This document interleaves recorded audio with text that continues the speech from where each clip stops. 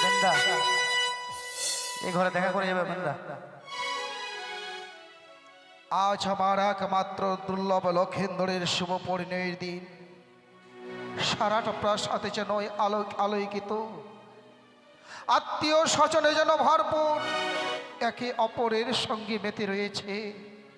কেন জানি না ঠাকুর, আজকে লক্ষেন্দরের শুভ পরিণয়ের দিনে পুরনো দিনের কথাগুলো বারবার মনে আসে। বারবার মনে পড়ে সেই ছয়টি সন্তানের কথা। ঠিক এইভাবে সন্তানের বিবাহের সময় আত্মীয় স্বজনেরা এসেছিল আমার 6 সন্তানকে আশীর্বাদ করবার জন্য। আজও এসেছে, কিন্তু ভাগ্যের কি পরিহাস, 6 সন্তান যেন কেউ আমার পাশে নেই। ওইদিকে 6টা কাঁচা সোনা বিধবা বৌমা ঘরের কোণে শাড়ির আঁচলে মুখ লুকে ডুকরে ডুকরে কান্না করছে। তারা বুঝতে পারছে যেই শুভ লগ্নে তারা কোনো কার্যধারী হবে না। আমিও বৌমাদের উচ্চ স্বরে বলতে পারছি না, গো বৌমা এসো এসো, তোমরা লক্ষিন্দরে বিয়ের দিনে সবাই আনন্দ করো, সবাই নাচো, সবাই গাও। তারা যে বিধবা, না না না, দেখতে দেখতে যেন লগ্ন বহে যায়। ও জানি নগরে বৈবাহিক মহাশয়কে কথা দিয়ে এসেছি, গধূলি লগ্নে আমি আমার সন্তানকে বিবাহ ছায়া মণ্ডপে বসাবো। আর বিলম্ব না করে এই মুহূর্তে আমি আমার লক্ষেন্দরকে বর বেশে সুসজ্জিত করে ধাপিত হব সেই উজানি পথে। একে কোথায় আছিস, আমার লক্ষেন্দরকে পাঠিয়ে দেবে।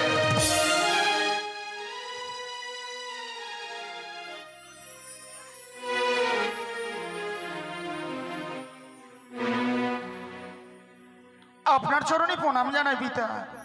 আশীর্বাদ করি লক্ষেন্দর, দীর্ঘায়ু হোক তোমার।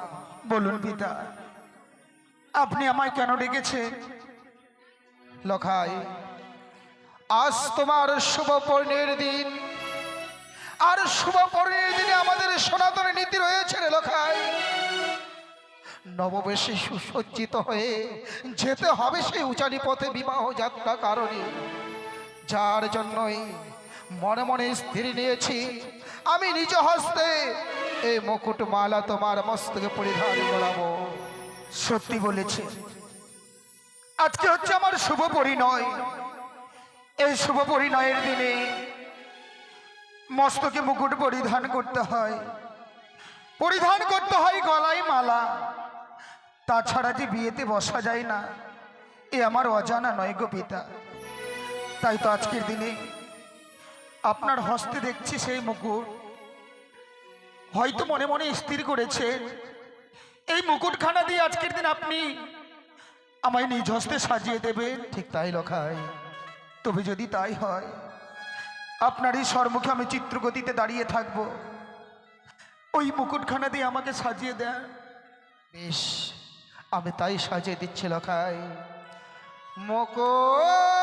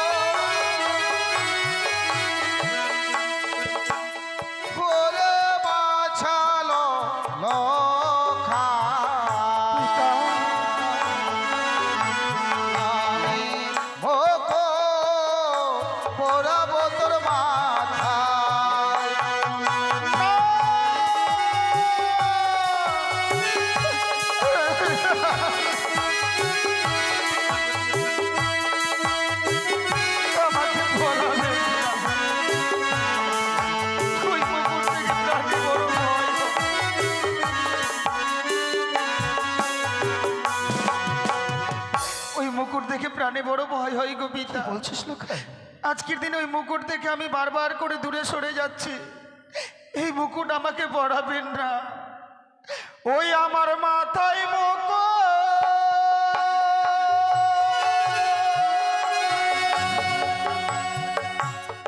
না পরাইয়া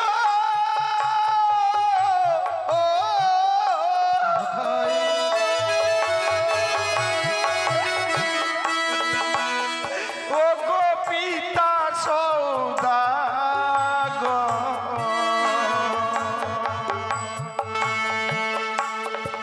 ওই মুকুট দেখিয়া ভয় লাগে, প্রাণে মরে কাঁদে গো। দেখে তুমি ভয় পাচ্ছ লখাই?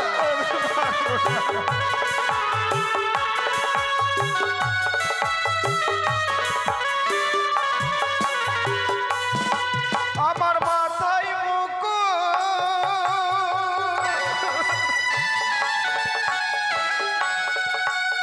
না পরাইয়া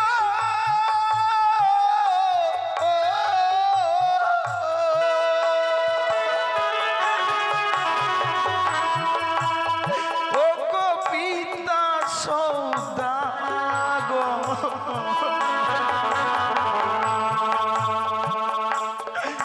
ওই মুকুট দেখিয়া ভয় লাগে, প্রাণে মরে কাঁদে গো।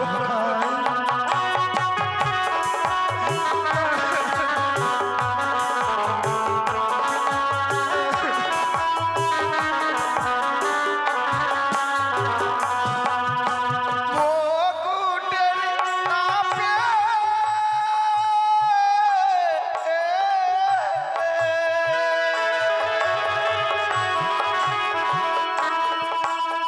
মস্তক আমার কাঁপে গো।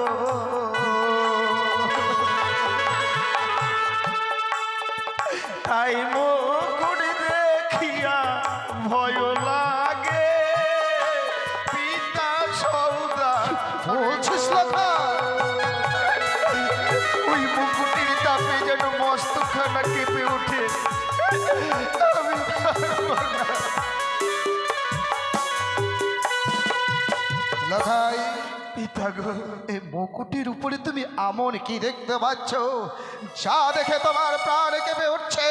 কেন পড়তে চাইছ না এই মুকুট খানি পুত্র? সত্যি বলেছেন। এই মুকুট থেকে আমি বারবার করে কেন দূরে সরে যাচ্ছি?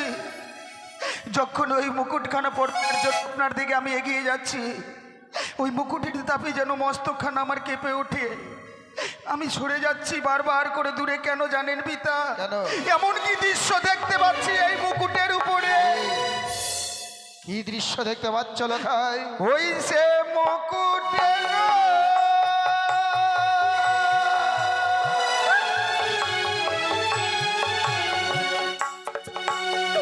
উপরে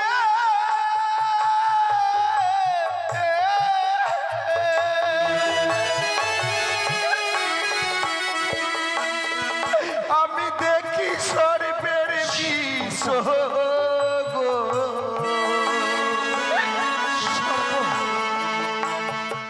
তাই মুকুট দেখিয়া ভয় লাগে, প্রাণে মরে কাঁদে। আমি পারবো না। মুকুটের উপরে সর্পের দৃশ্য।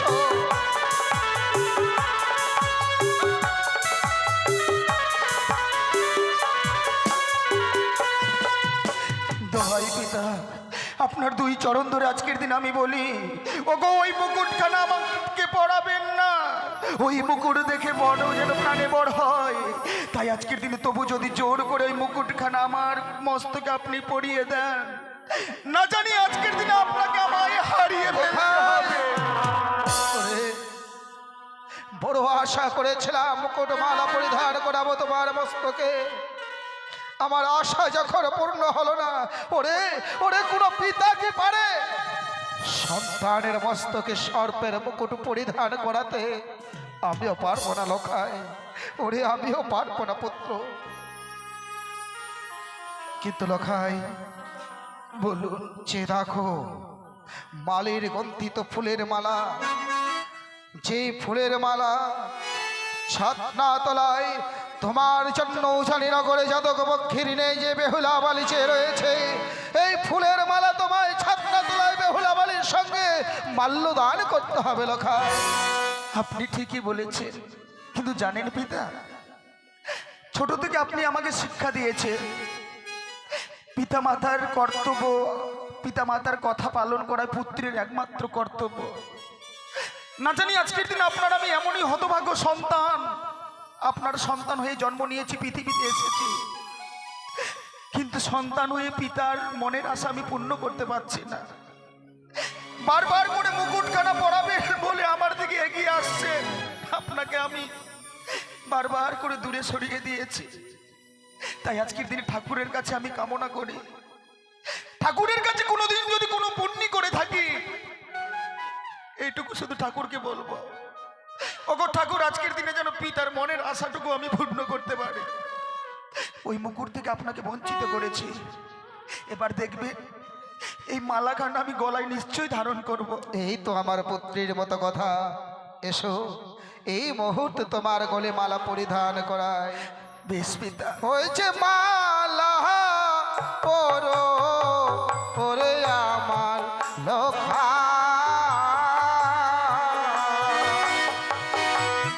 আমি মালা পরাবো তোর গলেতে।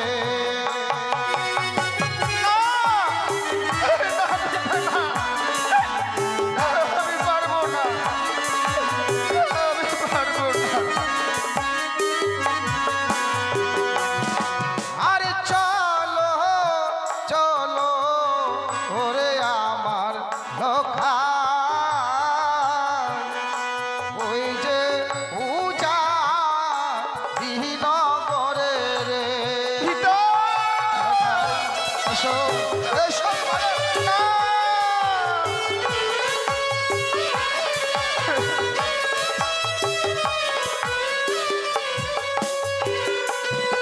ও সে মালা না পরাবে ওগো পিতা সওদাগর, লখাই,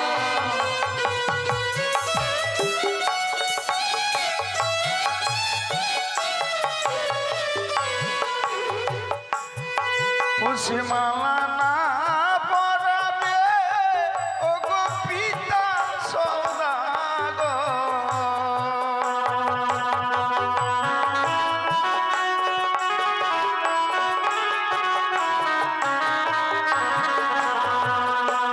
ওই যে মালার তাপে গলায় আমার জ্বলিবে,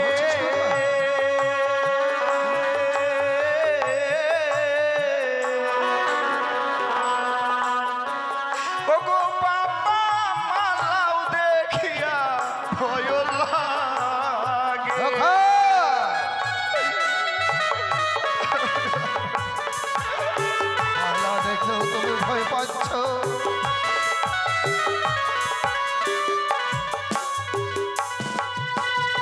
ওগো বাবা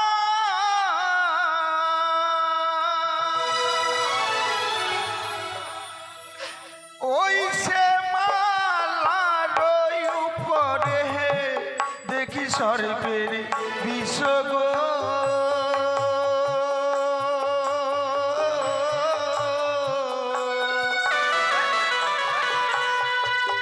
ওগো বাবা মালা দেখিয়া প্রাণ কাহায়। লখাই,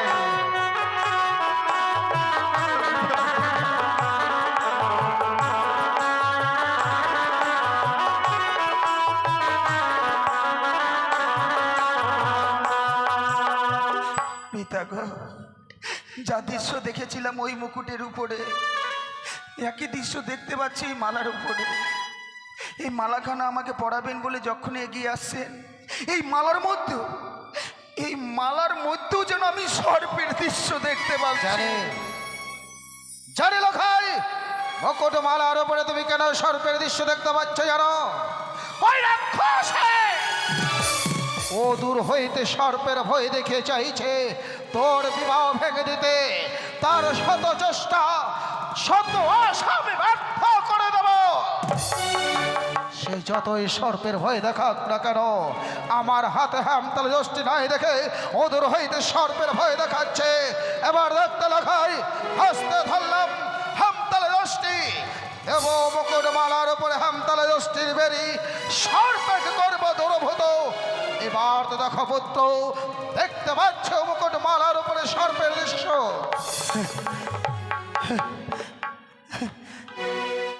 আপনি ঠিকই বলেছেন পিতা, এতক্ষণ ধরে যে মালা মুকুটের উপরে আমি সর্প দেখতে পেয়েছিলাম, কই আর তো আমি কোনো সর্পের দৃশ্য দেখতে পাচ্ছি না পিতা। এবার নিশ্চয়ই আমি মস্তকে ধারণ করতে পারবো ওই সোলার মুকুটখানা। এই তো আমার পুত্রের মতো কথা। ওগো আমার চম্পকনগরে প্রজাবিন্দু, ওগো আমার চম্পকনগরে মাতা পিসিগণ, আমি আমার লক্ষেন্দরকে এই মুহূর্তে পরবেশে সুসজ্জিত করতে চাই। তাই আমার লক্ষেন্দরকে সবাই উলট্টরি হরিত্তরি বলে আমার লক্ষেন্দরকে আশীর্বাদ করবে।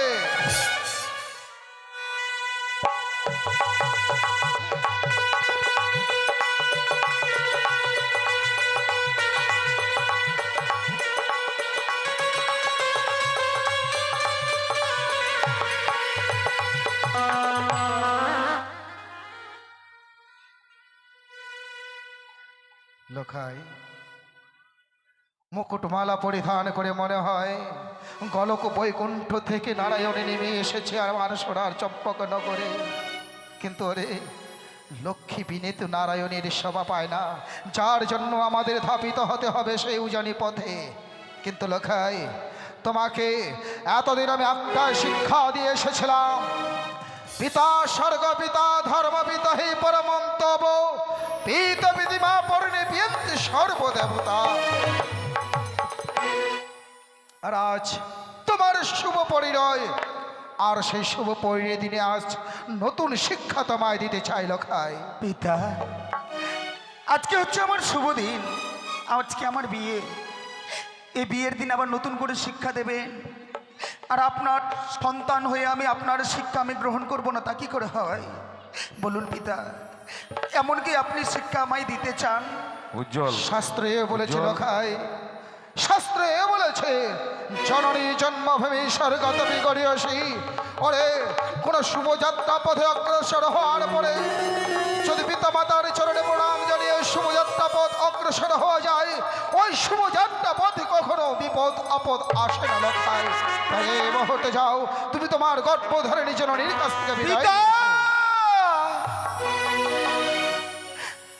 আপনি ঠিকই বলেছেন, এই শুভ দিনে যেন আমি ভুলে গিয়েছিলাম সেই মায়ের কথা, যে মা আমাকে 10 মাস 10 দিন গর্ভে ধারণ করে বড় করেছে। প্রসবকালে কত না যন্ত্রণা জ্বালা সহ্য করেছে, সেই গর্ভধারিণী জননীর কথা আমি ভুলে গিয়েছিলাম গো। আমি যাব, এই মুহূর্তে আপনার কথা মতো আমি মায়ের কাছে ছুটে যাব। মাকে বলবো যে মা আমাকে বিদায় দাও, আমি উজানি নগরে যাব। হ্যাঁ, আপনি কিছুক্ষণ অপেক্ষা করেন, এই মুহূর্তে মায়ের কাছ থেকে বিদায় নিয়ে এসে